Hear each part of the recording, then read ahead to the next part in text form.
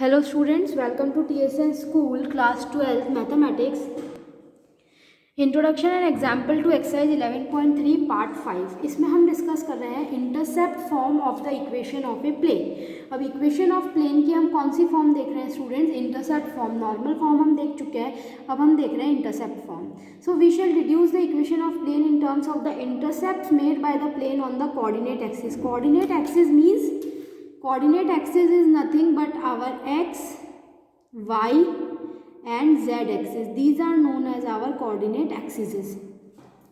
So let the equation of the plane be, सबसे पहले मैं equation of plane कुछ मान लेती हूँ. That will be ax plus by plus cz plus d is equals to 0 and our d is not equal to 0 क्योंकि उस case में क्या हो जाएगा, ax plus by plus C Z is equals to 0, तो दैट विल बी मीनिंगलेस. तो यहाँ पे हमको इक्वेशन ऑफ प्लेन के लिए जो डी है वो कैसा होना चाहिए, नॉट इक्वल टू 0 होना चाहिए. सो लेट द प्लेन, तो ये मैंने कोई प्लेन मान लिया है. Let the plane makes intercept A on X axis. X axis पे ये कितना इंटरसेप्ट बना रहा है, ए. यानी कि ये वाली जो लेंथ है स्टूडेंट्स, अगर मैं इस लेंथ की बात करती हूँ तो my this length is A on X axis and it makes intercept B on Y axis. तो मेरी ये जो लेंथ है, this is my length B and it makes an intercept C on Z axis. तो ये वाली जो length है ये हमारी कितनी हो गई students, C on Z axis. So let the plane makes intercept A on X axis, B on Y axis and C on Z axis. तो ये हमने कोई प्लेन बना लिया. Hence the plane meets X axis at, तो X axis को ये किस पे मिल रहा है, ए कॉमा जीरो. इसके कोऑर्डिनेट्स क्या हो जाएंगे, ए कॉमा जीरो, क्योंकि यहाँ y और z कोऑर्डिनेट 0 है. इसके कोऑर्डिनेट्स हो जाएंगे 0, b, 0, क्योंकि यहाँ x और z 0 है, only y coordinate is b. और ये जो पॉइंट है, जो z एक्सिस का पॉइंट है, उसके कोऑर्डिनेट्स हो जाएंगे 0, 0, c. तो p point is on x axis, q point is on y axis and r point is on z axis. तो इस तरह से हमने 3 पॉइंट्स कंसिडर कर लिए हैं, p, q and r. Okay, so hence the plane meets x axis at a, 0, 0, y axis at 0, b, 0 and z axis at 0, 0, c.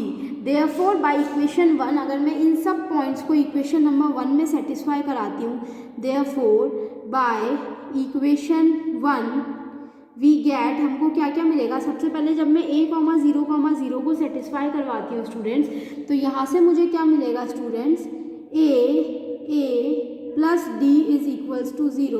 It implies, यहाँ से मुझे जो कैपिटल ए है उसकी वैल्यू मिल गई माइनस डी अपॉन ए. Then second, जब मैं 0, 0 को सेटिस्फाई कराती हूँ तो यहाँ से मुझे मिलेगा B plus D is equals to 0, which implies कि यहाँ से जो मेरी बी की इक्वेशन है वो कितनी हो गई students, minus D upon B.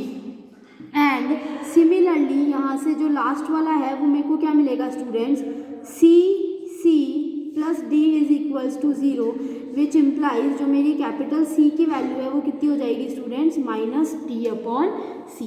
तो substituting these values in the equation 1, तो यहाँ से मैं कहती हूँ दैट सब्सटीट्यूटिंग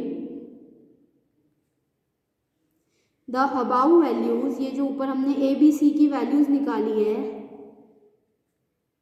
इन इक्वेशन 1 में इन सबको सब्सटीट्यूट करती हूँ मैं in equation 1 of the plane and simplifying. जैसे ही हम इसको सिंप्लीफाई करेंगे एंड सिंप्लीफाइंग वी गेट, हमको क्या मिलेगा students, we get A X. अब ए की जगह मैं इसकी वैल्यू रख देती हूँ. इट इम्प्लाइज, देखो मेरी इक्वेशन है A X plus B Y plus C Z plus D is equals to 0.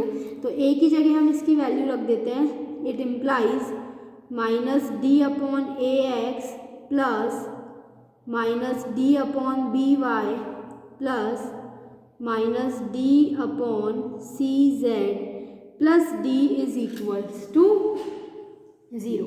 So जैसे ही मैं इस पूरी इक्वेशन में से स्टूडेंट्स, अगर मैं d if I take out to be common, यहाँ से मैं माइनस डी कॉमन लेती हूँ, तो ये कितना बचा, x upon A plus Y upon B plus z upon C plus D is equals to 0. So यहाँ से हम करते हैं minus D X upon A plus Y upon B plus Z upon C is equals to minus D, which implies X upon A plus Y upon B plus Z upon C is equals to minus D upon minus D. It implies x upon a plus y upon b plus z upon c is equals to 1. So this is the required equation of plane, which is the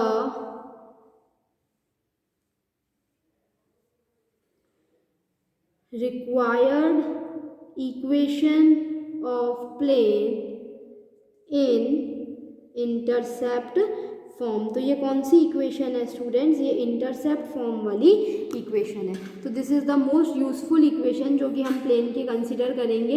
x upon A plus Y upon B plus Z upon C. इसका मतलब कि जो भी हम plane बना रहे हैं x Y और जेड एक्सिस पे, वो क्या क्या इंटरसेप्ट्स ले रहा है. तो ये अगर मैं एक्स बोलती हूँ, इसको अगर मैं वाई एक्सिस बोलती हूँ और इसको अगर मैं जेड एक्सिस बोलती हूँ, और अगर ये मेरी इक्वेशन है, यानी एक्स एक्सिस पे इंटरसेप्ट ए है, वाई एक्सिस पे इंटरसेप्ट बी है और जेड एक्सिस पे इंटरसेप्ट कितना है स्टूडेंट्स? सी है. सो इस पे बेस्ड एग्जांपल देखते हैं. Find the equation of the plane with intercept 2, 3 and 4 on the X, Y and Z axis respectively. यानी एक्स एक्सिस पे जो इंटरसेप्ट है वो मेरे को कितना दे रखा है? 2, यानी ये वैल्यू किसके इक्वल है? ए के. वाई एक्सिस पे जो इंटरसेप्ट है वो 3, यानी this is equals to B. And Z axis पे जो इंटरसेप्ट है वो कितना है स्टूडेंट्स? 4. तो this is equals to C. Equation of plane निकालनी है तो हमको पता है equation of plane in intercept form, intercept form is X upon A plus Y upon B plus Z upon C is equals to 1. जैसे ही मैं इसकी वैल्यूज पुट करती हूँ students, X upon 2 plus Y upon 3 plus Z upon 4 is equals to 1. जैसे ही हम इसका एलसीएम लेते हैं तो इसका एलसीएम कितना आ जाएगा स्टूडेंट्स? 2, 3 एंड 4 का एलसीएम हम यहाँ से ले सकते हैं, ये आ जाएगा 12. तो this is 6x plus 4y plus 3z is equals to 12. So this seems to be cut out, implies 6x plus 4y plus 3z is equals to 12. तो ये हमारी क्या हो गई? रिक्वायर्ड इक्वेशन हो गई.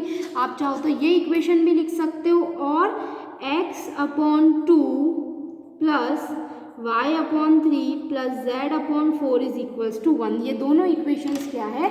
इक्विवेलेंट है. तो अगर ये एमसीक्यू फॉर्म में अगर इस टाइप का क्वेश्चन आता है तो ये फॉर्म भी आ सकती है और ये फॉर्म भी आ सकती है. तो हमको ये दोनों फॉर्म्स जो हैं ये क्या करनी है? हमको अच्छे से करके देखनी है. So we will continue this chapter in our next videos. Till then intercept form और इससे रिलेटेड क्वेश्चंस जो आपकी एक्सरसाइज 11.3 में, उनको आप अच्छे से गो थ्रू करिए. Thank you students.